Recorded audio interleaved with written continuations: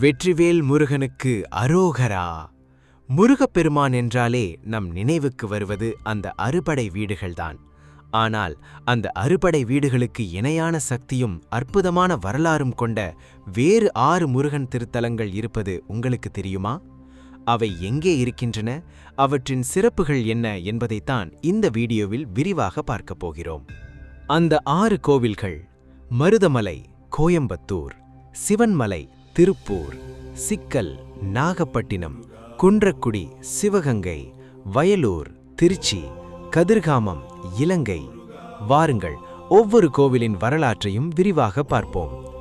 7ஆம் படை வீடு மருதமலை கோயம்புத்தூர். கோயம்புத்தூரில் மேற்கு தொடர்ச்சி மலைச்சாரலில் அமைந்துள்ள மருதமலை முருக பக்தர்களால் 7ஆம் படை வீடு என்றே போற்றப்படுகிறது. இங்கு முருகன் சுயம்புவாக தோன்றியதாக கருதப்படுகிறது. இந்த மலையில் பாம்பாட்டி சித்தர் வாழ்ந்து முருகனை தரிசித்து சித்தி பெற்ற தலம் இது. இங்குள்ள மருத தீர்த்தம் நோய்களை தீர்க்கும் மருந்தாக கருதப்படுகிறது. உத்தர கைலாயம் சிவன்மலை திருப்பூர். திருப்பூர் மாவட்டம் காங்கேயம் அருகே உள்ள சிவன்மலைக்கு ஒரு அபூர்வ சக்தி உண்டு. இங்கு மிகவும் புகழ்பெற்றது ஆண்டவன் உத்தரவு பெட்டி. முருகப்பெருமான் ஏதேனும் ஒரு பக்தரின் கனவில் தோன்றி ஒரு பொருளை குறிப்பிட்டு கூறுவார். அந்த பொருள் இந்த பெட்டியில் வைக்கப்படும். அந்த பொருள் சமூகத்தில் ஏதோ ஒரு மாற்றத்தை அல்லது பாதிப்பை ஏற்படுத்தும் என்பது இன்று வரை மாறாத ஐதீகம். வேல் வாங்கிய தலம் சிக்கல் நாகப்பட்டினம்.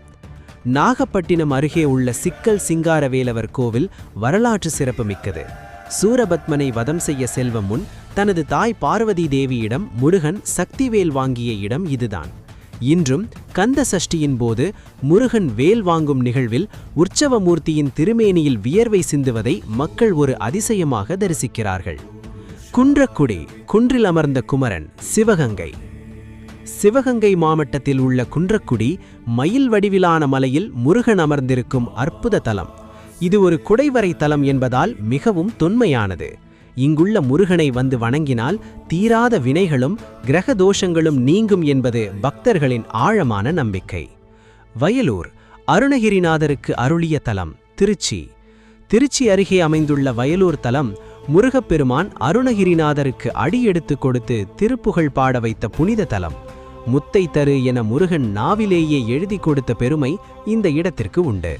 கலைகளில் சிறந்து விளங்கவும் கல்வியில் மேம்படவும் மக்கள் இங்கு வேண்டிக் கொள்கிறார்கள். இறுதியாக இலங்கையில் அமைந்துள்ள கதிர்காமம். உலகத் தமிழர்கள் அனைவரும் கொண்டாடும் தலம் இது. இங்கு முருகன் உருவமாக இல்லாமல் ஒரு பெட்டியில் உள்ள யந்திரமாக, அதாவது ஒளி வடிவில் வழிபடப்படுகிறார் என்பது தனிச்சிறப்பு. தெய்வயானை அம்மையாரை முருகன் மணமுடித்து இங்குதான் வாழ்ந்ததாக புராணங்கள் கூறுகின்றன. பார்த்தீர்களா நண்பர்களே, அறுபடை வீடுகளுக்கு இணையாக இந்த 6 திருத்தலங்களும் எவ்வளவு சிறப்புகளை கொண்டுள்ளன என்று. இந்த 6 கோவில்களில் நீங்கள் எங்கு சென்றிருக்கிறீர்கள் என்பதை மறக்காமல் கமெண்ட் செய்யுங்கள்.